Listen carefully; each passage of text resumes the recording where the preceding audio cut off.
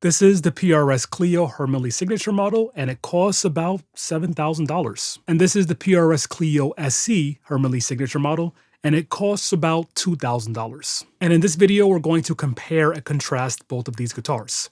By the way, PRS did send me these guitars to review, but unfortunately, I don't get to keep either one. Most of the differences between the SE model and the core model aren't going to matter to most guitar players, and there's even a few things that I prefer on the SE guitar.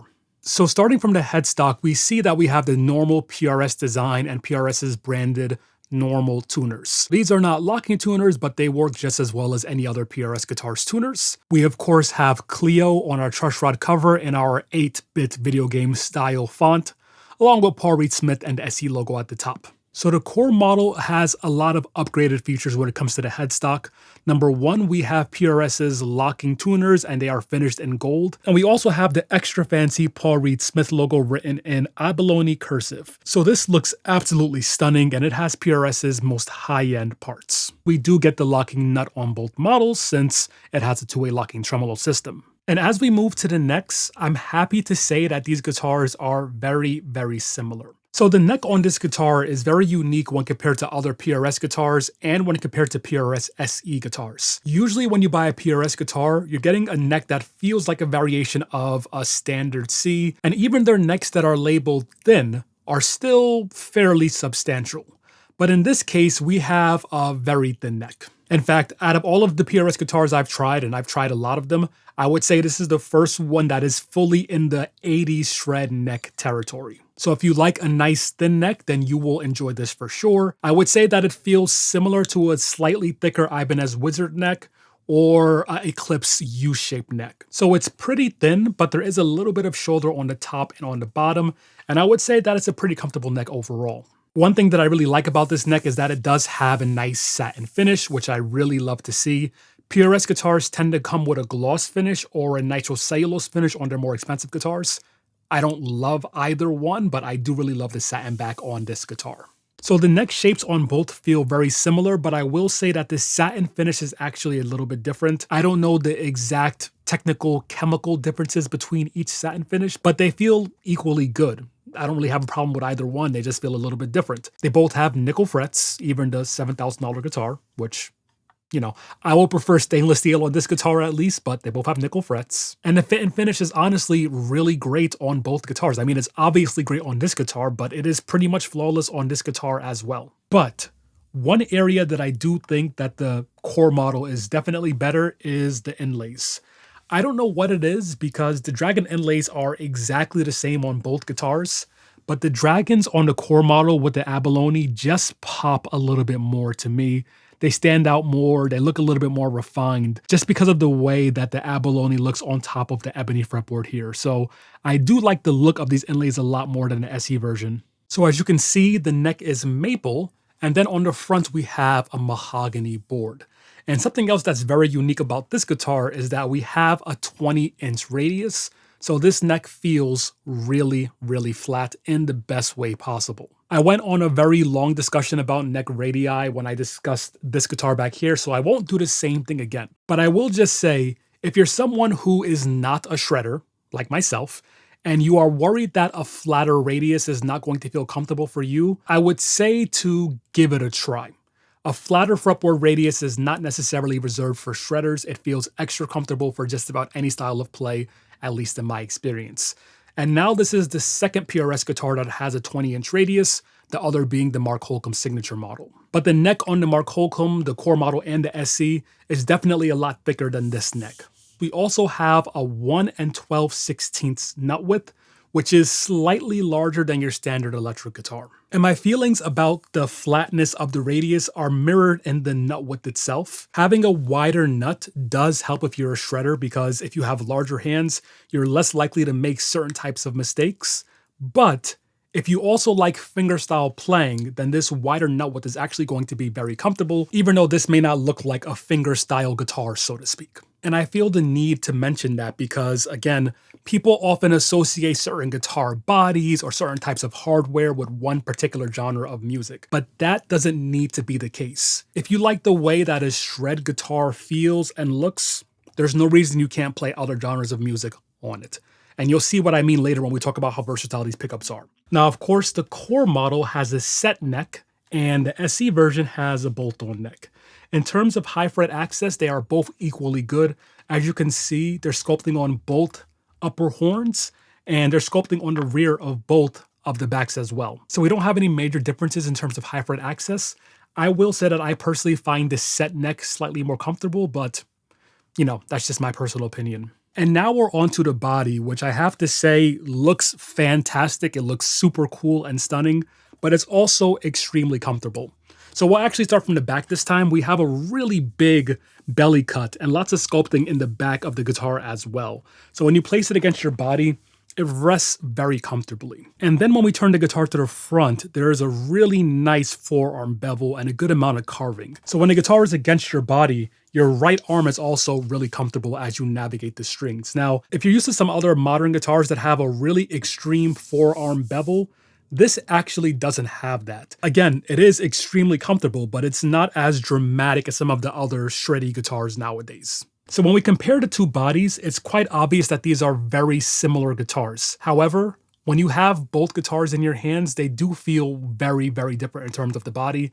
I would say the bodies are the biggest difference for these two guitars. So the core model is a lot thinner and it has a violin carve on the front and on the back of the instrument, and it's just extremely well done. We also have a ton of sculpting all over the back of the guitar, all over the front of the guitar. And I actually noticed that the upper horn, when you're grabbing it, it feels more grabby. I don't know. There's definitely more carving and sculpting for this little grabbing here than there is on the SE guitar. So the SE guitar doesn't have that same violin carve on the front and on the back. It's also substantially thicker, still very lightweight and comfortable, but definitely more thick than the core version.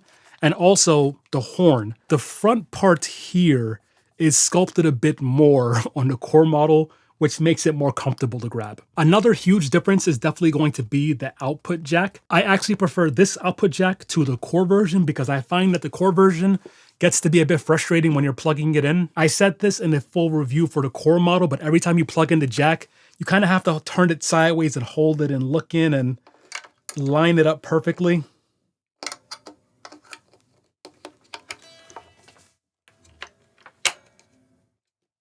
That's what it looks like every time I have to put the cable into this guitar, and it's honestly kind of weird feeling. I totally understand why it exists because Hermele needs it to be deep in here so it doesn't get pulled out by mistake. I get it. But for a normal guitar player like myself, it feels a bit excessive. And then when we compare it to the SE version, you just plug it in like any normal guitar, and it just feels a bit more normal. And I never had a problem with output jacks like this, so this works just fine for me and I prefer it. And the body itself is mahogany with a maple cap. And then on top of the maple cap, we have a flame maple veneer. So the veneer itself is not a thick piece of maple, but we still get a thick piece of maple in case you're worried about having the correct mahogany body maple cap tone wood thing. You have that here. Now, as we move on to the hardware, there are a lot of really high-end components here. First, we of course have the Fishman-influenced Hermele signature pickups. And there is no SE or less expensive version of the Fishman pickups. These are the same pickups that are found on the much more expensive signature model, so it's really great that we have them here as well, and they sound equally good here. As a quick reminder, in case you're not familiar with Fishman-influenced pickups, these are active pickups, but they're meant to sound a bit more like a passive pickup than, say, EMGs. So we do have a battery box on the back for your 9-volt battery. Some Fishman-influenced equipped guitars come with a rechargeable battery pack, but this one has the regular 9-volt battery. I personally prefer the battery pack, but I understand that a lot of other people prefer to have a physical battery because if you're going to go on stage last minute and your battery dies, you can easily throw another one in versus having to put your guitar down to actually charge. So if you're one of those people, you'll be happy to see a standard battery in the back. So let's check out the tones on this guitar. By the way, if the talking head audio is not as pristine as it usually is, I do apologize, but we have Bonnie Tyler over there. Actually, let me just show you. Let's check out the Bonnie cam. So we have Bonnie Tyler over there. It's the morning. She likes to sit on the sill and kind of get a nice breeze and see what's going on outside. I don't want to disturb her by closing the window, so let's just check out these tones anyway. So this time around, I'm not going with my usual very dark sound. In fact, I'm trying to keep everything extremely neutral for this test this time because in the last video, people complained that it was too boomy and too dark. So I'm running a jazz chorus in my Axe-Fx 3. This is basically the most neutral amp of all time, solid state, very simple tone. And I have the bass, middle treble, all at noon. So neck pickup, this is the initial sound.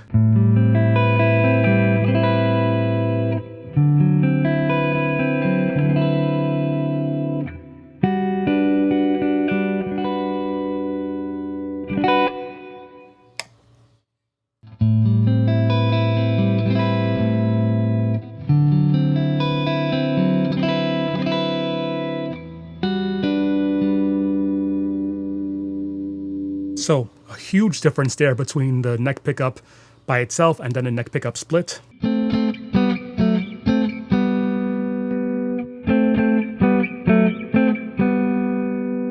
Now let's check out the bridge.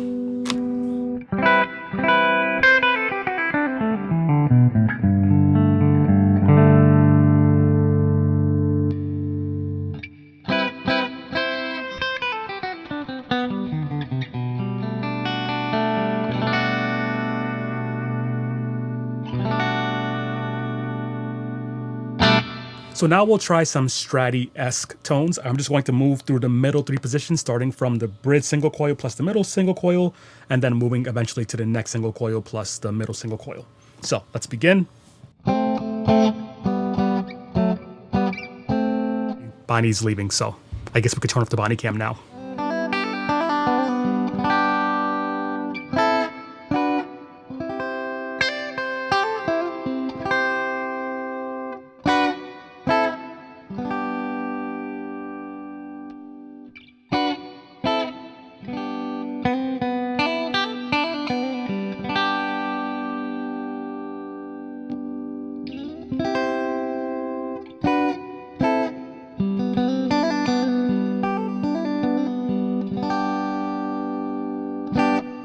Okay, so I definitely found my favorite Stratty tone for this guitar.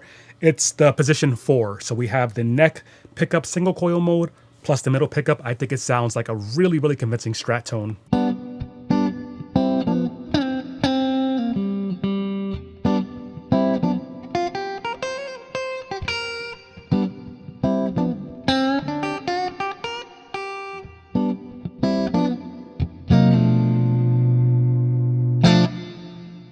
Really enjoy that tone. And now we'll engage the push pulls and check out the other quacky tones. So we'll start the same way, position 2 through to position 4.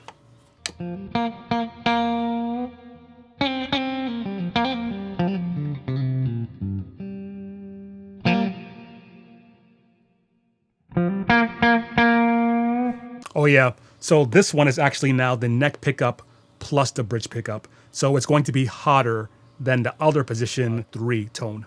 So again.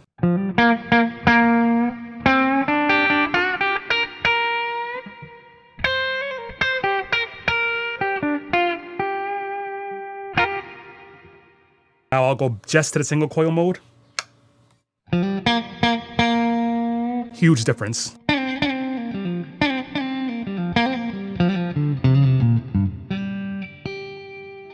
And now we have the push pull up in position 4.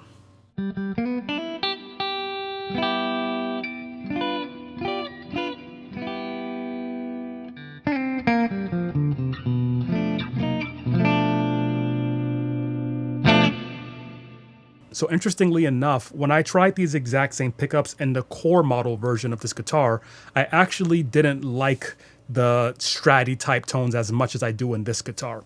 And that just goes to show you that the amp settings that you decide to use are going to play a huge role in the tone of the guitar, of course. I've said this before, but I'm usually not the biggest Fishman Fluence pickups fan, but I've really enjoyed these. I think these are super versatile. So one quick time, we'll just compare the difference between position 4 with the push-pull engaged versus disengaged, and we'll do the same thing for position 2.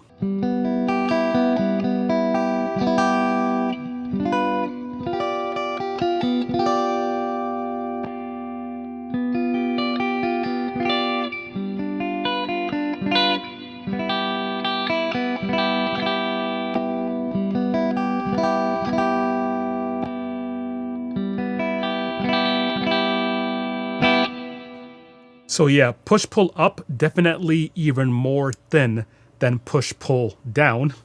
Same thing for position 4.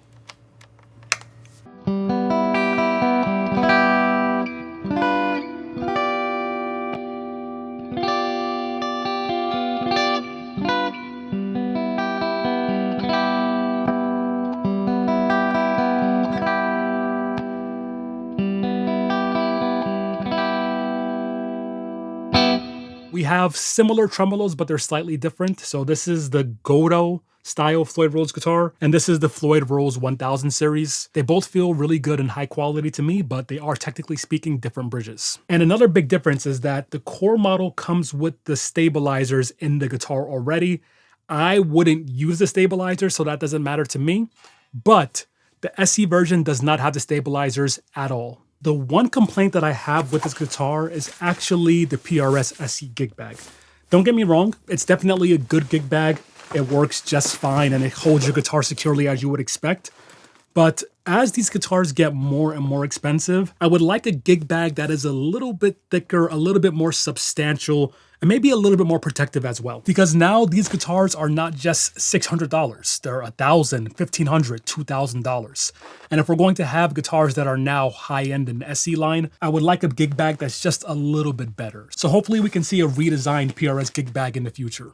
So I want to do something a little bit different today. I want to tell you a little bit of the behind the scenes stuff, because that's going to explain my final thoughts about this guitar and how I came to these conclusions. Generally speaking, when you get to borrow a guitar from a company, at least when I get to borrow a guitar from a company, I usually get about 1 month to borrow it, sometimes more, sometimes a little bit less, but I ask for at least 1 month. And what ends up happening is I usually wait until the very last moment to film the video because I want to collect as much information and experience with the instrument as possible before I make the video. But this time it was a little bit different.